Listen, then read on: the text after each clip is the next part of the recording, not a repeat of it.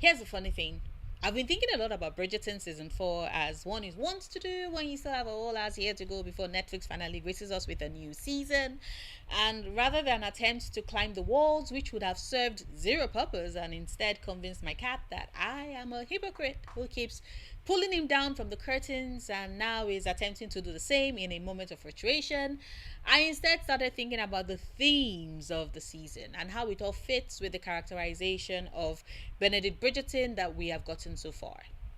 Because An Offer from a Gentleman is a book that relies heavily on the Cinderella story in its premise and execution, minus a ton of naughty bits. And although a core part of Cinderella would always be about her escaping the drudgery of life with her stepmother and sisters to have one magical night dancing at the prince's ball, or several magical nights depending on which version of the fairy tale you read. But as I was saying, although a core part of the tale is about Cinderella escaping from the clutches of her family, wherein she has to leave once the clock strikes midnight so she isn't discovered, another core part of the story is the slipper that she leaves behind, the one that she loses and is then found by the man she ends up marrying. See, no matter the version of Cinderella that you've read, this is always consistent. Whether it is Rhodopis, written sometime between 7 BCE and 24 CE by Strabo, where Psammetichus receives a slipper by virtue of an eagle that brought it to him, which in turn sent him on a journey to find the slave girl whose feet fit the slipper in order to marry her. Or Duan Chengxi's Yexian, written in 860, where Yexian escapes and in running away loses her shoe, which the king spots and uses to find her when her feet fit the slipper. Or Giambattista Basile's Cenerentola, written in 1634, where Zezola gets to marry a king by virtue of her losing a slipper after several nights where she slipped away to dance with him. He finds her slipper and searches far and wide for her, and upon finding a perfect feet which fits the slipper, he marries her. Or Charles Perrault's Cendrillon ou la Petite Pantoufle de Verde. Pardon my atrocious French pronunciation, you all. But Cendrillon, written back in 1697, catches the eye of the prince and loses her shoe at the ball, which he in turn uses to find her and later marry her.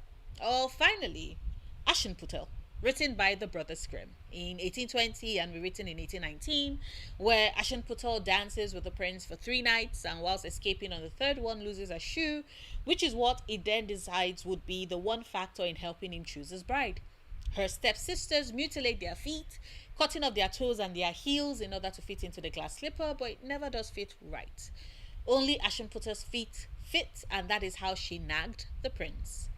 Now, it is this Grimm's Brothers fairy tale that becomes the Cinderella that we know today, minus the bloody bits. But why did I just give you a mini class on the evolution of the Cinderella fairy tale? It's because the slipper is one of the most consistent thing about the tale itself across its many reiterations, in addition to the wicked stepmother and stepsister's plot. Now, An Offer from a Gentleman does have the wicked stepmother and stepsister, one singular, plot point, but there really isn't any missing shoe in the story. Now, it didn't serve the story in any way, so I can understand why Julia Quinn didn't bother to include it in the book. However, here is where I think the show already has the capability to do it better, because no, I don't think Sophie Bake is going to be missing a shoe in the season. She doesn't need to lose anything. The one who is actually lost and has been for the last couple of seasons, leading to his story being told, is Benedict Bridgerton. And I personally think it's a pretty brilliant setup because we are getting Cinderella, except for the fact that the story is going to split up the elements between the two main characters, so we get to experience the different facets of the tale from the two lovers involved in the season. Sophie is going to be showing us the life of drudgery that is forced on her by virtue of her stepmother and stepsister, wanting to see her down for the count as much as possible and what life would look like with that in mind. She gets to take a break for a magical night at the Bridgerton ball and then escapes, leaving Benedict Bridgerton bereft and searching for her for over a year. That fulfills a significant part of the story. Now, in the actual fairy tale, there's a lot of significance to Cinderella losing her shoe, because that is the symbol and representation of her identity for the prince or king in search of her, whereby he is able to identify that she's the right match based off of her feet fitting the shoe. Now, I remember as a kid when I first read the fairy tale, a part of me was a bit confused because I had friends who had the same shoe size as I did and couldn't fathom how on earth that was a logical way to choose a bride who was going to rule your kingdom beside you. Young Honoria was confused and had no idea that the shoe was just a metaphor to signify that only the right girl would fit the right slipper, with a little sprinkling of fairy tale magic as well.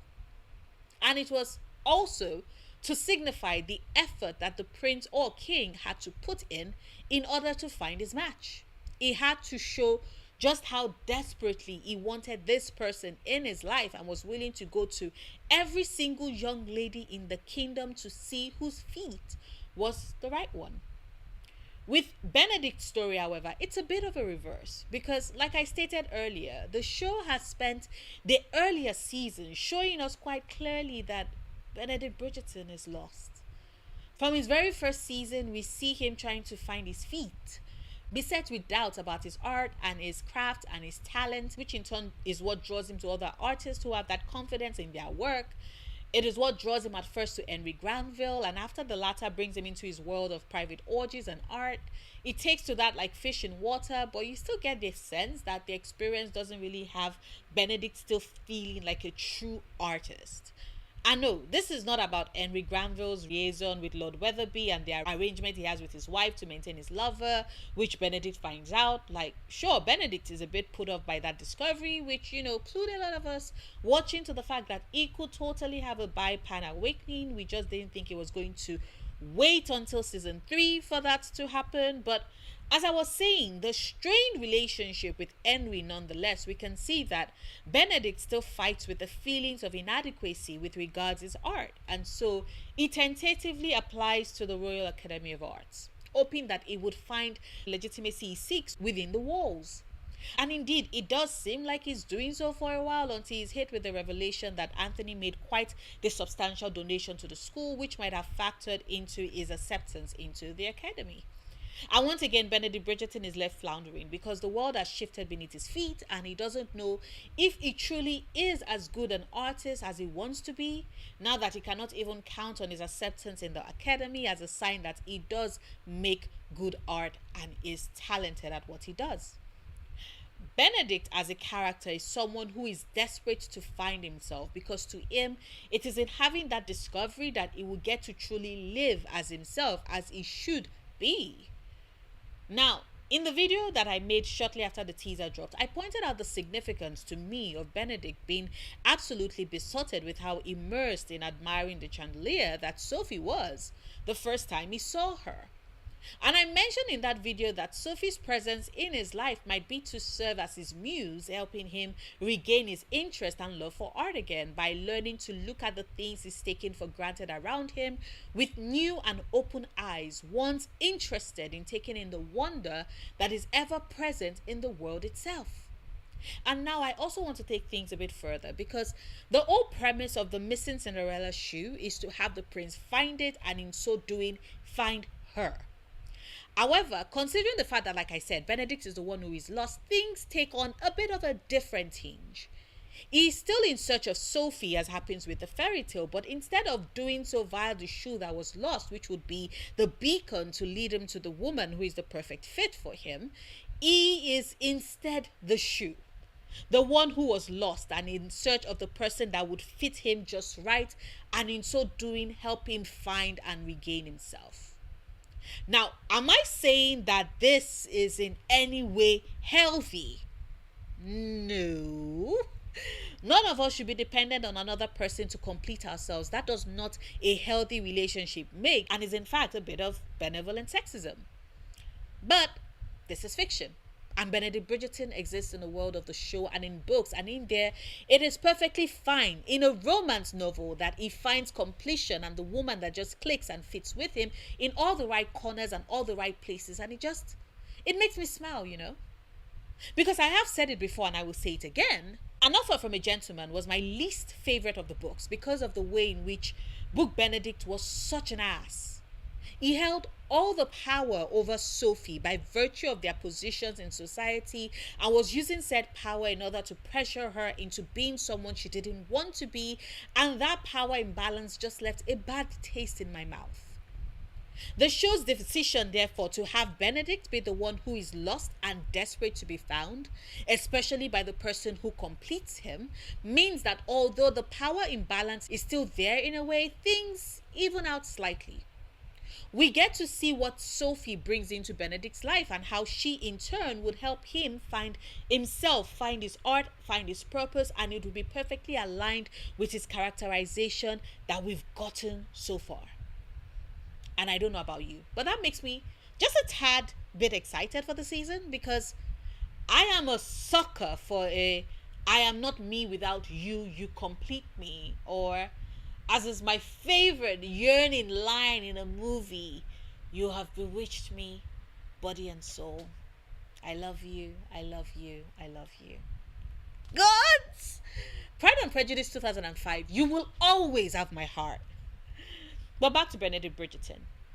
I think if you're someone who loves romance stories, who loves to read them and watch them and take them in the varying iterations that we can get them, then you would agree with me that there is nothing quite as iconic as having the love interest sink to his knees, desperate in need for the one he loves, as he makes a declaration about how she's the only one who completes him and he would be nothing without her. And in Benedict's case, it wouldn't be an exaggeration, it will be fact, by virtue of the fact that the show has had him floundering and lost for years. And only when Sophie shows up does he find himself and his truth and his joy. And I don't know about you, but if the writers really do pull this off, I will keep saying this, but season 4 might just end up rising to become my absolute favorite. But of course, that's just me and my thoughts. Would absolutely love to hear yours as well. So please drop them in the comments. Hit the like button if you haven't done so yet. Share this if you want. Support me on Patreon if you can. And until Monday's video, do remember, obsessing over the things you love, perfectly valid coping mechanism.